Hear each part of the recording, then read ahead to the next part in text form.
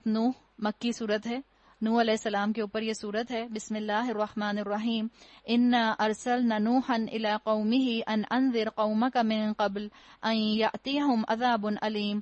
ہم نے نوح کو اس کی قوم کی طرف بھیجا اور اس ہدایت کے ساتھ کہ اپنی قوم کے لوگوں کو خبردار کر دے اس سے کہ ان پر ایک دردناک عذاب آئے گا۔ اللہ نے کہہ دیا کہ انہوں نے تبلیغ کی اپنی قوم کے اندر، اور ہم جانتے ہیں کہ انہوں نے اپنی قوم کے اندر 950 سال تبلیغ کی تھی۔ اللہ تعالیٰ نے ان کے اوپر کیسی آزمائشیں ڈالیں۔ جو اس صورت کا عنوان ہے وہی اس کا مضمون آپ کو ملے گا۔ اس نے کہا، اے میری قوم کے لوگوں، میں تمہارے لیے ایک صاف صاف خبردار کر دینے والا پیغمبر ہوں، تم کو آگاہ کرتا ہوں اللہ کی بندگی کرو، یعنی اللہ سے عبادت کا شوق ڈیویلپ کر لو، اللہ کی اطاعت شوق کے ساتھ کرو، اللہ کی اطاعت کو اپنے لیے انٹرٹینمنٹ بنا لو، یہ ہے بندگی۔ اس سے ڈرو، میری اطاعت کرو، اللہ تمہارے گناہوں سے درگزر فرمائے گا اور تمہیں ایک وقت مقرر تک باقی رکھے گا۔ حقیقت یہ ہے اللہ کا مقرر کیا ہوا وقت جب آ جاتا ہے پھر ٹالا نہیں جاتا، کاش تمہیں اس کا علم ہو۔ کتنے سال دعوت دیتے رہے تھے نوح علیہ السلام؟ 10 سال، 15 سال، 20 سال، 100 سال، 200 سال، 950 سال، حکمت کے ساتھ، ہمت کے ساتھ، اسٹرینتھ کے ساتھ۔ ہم کیوں تھک جاتے ہیں اتنی جلدی؟ ہم ایک دفعہ سمجھاتے ہیں اولادوں کو، 2 دفعہ سمجھاتے ہیں، تیسری دفعہ کہتے ہیں بس میں نہیں سمجھا رہی، آخر نوح علیہ السلام کا بیٹا بھی تو تھا، وہ بھی تو ایمان نہیں لایا تھا، میری اولاد ایمان نہیں لاتی تو کیا ہو گیا؟ نوح علیہ السلام کا حق ادا کرنا تو دیکھیں، 950 سال۔ ہم میں سے کس کو اتنی زندگی ملی ہے جو 950 سال کیا 100 سال بھی حق ادا کرے؟ کسی کے پاس یہ مہلت نہیں ہے۔ ان کی قوم نے مان کر نہ دیا، اس کے بعد کہہ رہے ہیں جب 950 سال محنت کر لی، قالا، نوح علیہ السلام نے کہا، ربی، اے میرے رب، انی دعوت قومی لیلا و نہارا، میں نے اپنی قوم کے لوگوں کو شب و روز پکارا۔ شب و روز، آپ اور میں جو لوگوں کی نبضیں دیکھتے رہتے ہیں، لوگوں کی شکلیں دیکھتے ہیں اور اپنی نبضیں دیکھتے رہتے ہیں، اور ہم کہتے ہیں ہم نے تو تبلیغ کر لی، اب تو ہم نہیں کریں گے، بس چھوڑ دو سب کو سب کے حال پہ، بی نیوٹرل، اپنا معاملہ سنبھالو، کیوں کسی کے جھگڑے میں پڑتے ہو؟ ان کو دیکھیں، انہوں نے کہا میں نے شب و روز لوگوں کو آپ کی دعوت دی، فلم یزدہم دعائی الا فرارا، میری پکار نے ان کے فرار ہی میں اضافہ کیا۔ اور یہ جو ان کا پکارنا ہے نوح علیہ السلام کا، یہ لائف ٹائم پکارنا ہے۔ ہم بھی جب کسی کو پکاریں تو اس امید کے ساتھ پکاریں کہ انشاءاللہ یہ بندہ اللہ کی طرف پلٹے گا اور میرے لیے صدقہ جاریہ بنے گا۔ جب آپ کسی کو بتائیں، اپنے سامنے نوح علیہ السلام کا رول ماڈل بنا کر رکھیں۔ جب ہم پیپل کانشیس بنتے ہیں تب ہم سے تبلیغ نہیں ہوتی، چاہے وہ ہمارے عمل کی تبلیغ ہو، چاہے وہ ہمارے قول کی تبلیغ ہو، چاہے وہ ہماری زبانوں سے بیٹھ کر درس و تدریس کرنے کی تبلیغ ہو۔ تو کسی سوشل پریشر میں آئے بغیر انہوں نے تبلیغ کی، حالانکہ ان کی قوم نے ان کی ایک بات نہیں سنی، ان کو دیکھ کر بھاگ جایا کرتے تھے، ان کو دیکھ کر اپنے سروں کے اوپر کپڑے ڈال لیا کرتے تھے۔ جب بھی میں نے ان کو بلایا تاکہ تو انہیں معاف کر دے، تو انہوں نے کیا کیا؟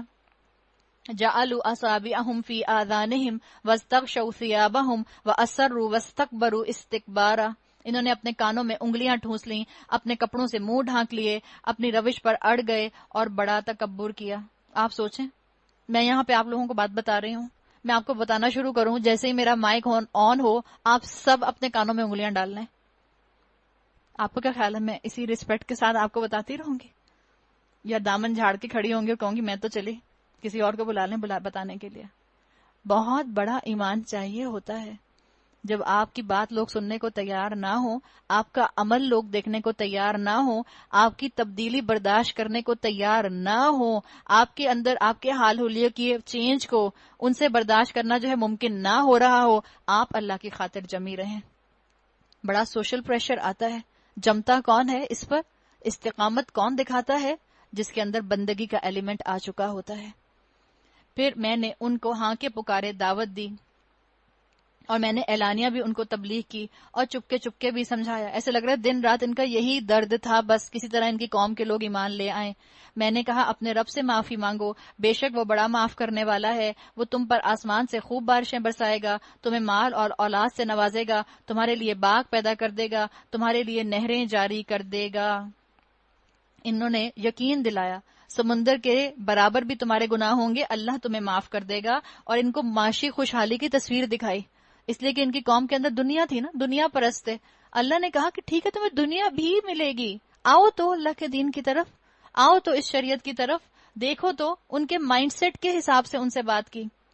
تمہیں کیا ہو گیا ہے؟ اللہ کے لیے تم کسی وقار کی توقع نہیں رکھتے، حالانکہ اس نے طرح طرح سے تمہیں بنایا ہے۔ انسان کا معاملہ کیا ہے کہ جب انسان کو اپنی پسند کی کوئی چیز چاہیے ہوتی ہے تو انسان ڈھونڈ ہی لیتا ہے۔ جب انسان کو رب کی طرف آنا ہوتا ہے تو اس کے لیے پھر کوئی ہرڈل نہیں رہتی، اور اگر انسان کو رب کی طرف نہ آنا ہو تو انسان ہر چیز کو، ہر پتھر کو، ہر کنکر کو اپنے راستے میں ایک پہاڑ بنا لیتا ہے۔ کیا دیکھتے نہیں ہو اللہ نے کس طرح 7 آسمان تہ بتہ بنائے، ان میں چاند کو نور، سورج کو چراغ بنایا، اللہ نے تم کو زمین سے عجیب طرح اگایا، پھر وہ تمہیں اسی زمین سے واپس لے جائے گا، اس سے یکایک تم کو نکال کھڑا کرے گا۔ اللہ نے زمین کو تمہارے لیے فرش کی طرح بچھا دیا تاکہ تم اس کے اندر راستوں میں چلو۔ ہر نسل پچھلی نسل سے نوح علیہ السلام کی کہتی بھی جاتی تھی، نوح کی بات نہ ماننا، نوح کی بات مت سننا۔ نوح علیہ السلام نے کیا کہا؟ قال نوح ربی انہم عصونی، انہوں نے میری بات رد کر دی۔ 950 سال کے بعد کہہ رہے ہیں، اور ان رئیسوں کی پیروی کی جو مال اور اولاد پا کر اور زیادہ نامراد ہو گئے ہیں۔ ان لوگوں نے بڑا بھاری مکر کا جال پھیلا رکھا ہے۔ انہوں نے کہا ہرگز نہ چھوڑو اپنے معبودوں کو، اور نہ چھوڑے ود اور سوا اور نہ یغوث اور نہ یعوق اور نصر کو۔ یہ جو 5 یہاں نام آ رہے ہیں یہ نوح علیہ السلام کی قوم میں بت بن گئے تھے۔ اصل میں یہ کون تھے؟ یہ 5 نام، ان کے 5 بہت ہی زیادہ ریلیجیس ہستیوں کے نام تھے، بہت نیک لوگ تھے ان کے اندر۔ جب ان کا انتقال ہو گیا تو انہوں نے کیا کیا ان کے لوگوں نے کہ ان کے بت بنا لیے، ان کے امیجز بنا لیے، اور پھر انہی کی پوجا پاٹ شروع کر دی۔ تو بتا دیا گیا کہ یہ کام تھا ان کا، بت بنا لیے تھے۔ ہم نے بھی تو بت بنائے ہوئے ہیں، معاشرے کا بت، فیشن کا بت۔ فیشن کا بت تو ہم عورتوں کے اندر سب سے بڑا بت ہے، وہ فیشن جو مردوں کے اینکلز تو نہیں کھلوا سکا، عورتوں کے تو اس نے کہاں کہاں تک گھٹنے کھلوا دیے ہیں۔ ایسا فیشن کا بت ہم سب کے اندر موجود ہے۔ ہم کہتے ہیں نہیں ہم تو شرک نہیں کرتے، ہم تو مشرک نہیں ہیں، ہمارے دل میں تو کوئی بت نہیں ہے، ہمارے دل میں تو صرف اللہ رہتا ہے۔ تو ذرا اپنے حال حلیہ کو بھی دیکھ لیا کریں جب تیار ہو کے بن ٹھن کر جا رہی ہوتی ہیں لوگوں کی سامنے اپنی ادائیں دکھانے کے لیے۔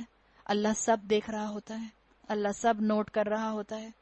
ہمارے بت ہمیں آنکھوں سے نظر نہیں آتے۔ انہوں نے بہت لوگوں کو گمراہ کیا ہے، اور تو بھی ان ظالموں کو گمراہی کے سوا کسی چیز میں ترقی نہ دے۔ تو ہم دیکھ لیں کہ ہمارے اندر کون سے بت ہیں تاکہ ہم ان سے بچ سکیں۔ اپنی خطاؤں کی بنا پر وہ غرق کیے گئے اور آگ میں جھونک دیے گئے، پھر انہوں نے اپنے لیے اللہ سے بچانے والا کوئی مددگار نہ پایا۔ یہاں ڈوبے وہاں آگ میں نکلے، عذاب ہی عذاب۔ دنیا میں بھی اللہ نے خوشحالی نہ دکھائی، آخرت میں بھی نہ ان کو مل سکا کوئی کام کی چیز۔ اور نوح نے کہا میرے رب ان کافروں میں سے کوئی زمین پر بسنے والا نہ چھوڑ، اگر تو نے ان کو چھوڑ دیا یہ تیرے بندوں کو گمراہ کریں گے، ان کی نسل سے جو بھی پیدا ہوگا بدکار اور سخت کافر ہی ہوگا۔ میرے رب مجھے اور میرے والدین کو اور ہر اس شخص کو جو میرے گھر میں مومن کی حیثیت سے داخل ہوا ہے اور سب مومن مردوں اور عورتوں کو معاف فرما دے۔ رب اغفر لی ولی والدی ولی من دخل بیتی مؤمنا وللمؤمنین والمؤمنات ولا تزید الظالمین الا تبارا، اور ظالموں کے لیے ہلاکت کے سوا کسی چیز میں اضافہ نہ کر۔ کسی نے کہا کہ دنیا کی حیثیت پانی کی سی ہے اور انسان کی زندگی اس کے اندر کشتی کی طرح ہے۔ دنیا کی محبت اگر دل میں آ گئی تو کیا ہوگا؟ یہ غرق ہو جائے گی دنیا۔ اور اگر یہ دنیا کی محبت باہر باہر رہی، کشتی کے اندر پانی آ جائے تو کشتی ڈوب جاتی ہے نا، کشتی کے پانی باہر باہر رہے تو کشتی تیرتی رہتی ہے۔ تو دنیا کی نعمتوں کو ٹول بنانا